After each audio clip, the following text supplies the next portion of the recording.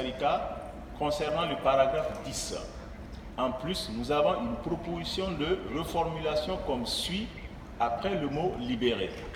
Jusqu'à ce qu'il y ait un processus clair et efficace pour le consentement libre et éclairé des peuples autochtones et des populations locales affectées. Nous demandons aux États parties de soutenir cette proposition.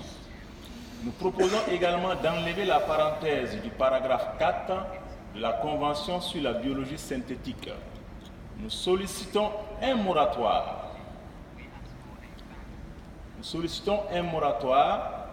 Afin de mieux cerner les tenants et les aboutissants du forçage génétique et de la biologie synthétique qui peuvent avoir des fins militaires et commerciales. Deuxième point, le target malaria dans mon pays. Mon pays risque de vivre une calamité sanitaire, écologique et sociale si Target Malaria n'arrête pas son projet suicidaire de lâcher les moustiques génétiquement modifiés dans la nature. Les choses se passent dans un véritable flou.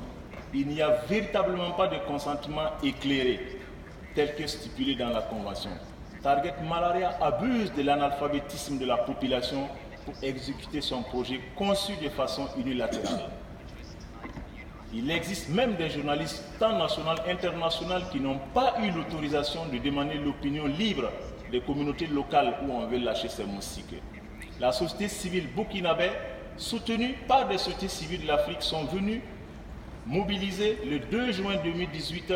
Massivement, ont organisé une marche estimée à plus d'1 millier de personnes dans la rue pour dire non au forçage génétique dans notre pays, parce que nous voyons qu'effectivement, de Terminator, nous sommes en train d'aller à l'extermination.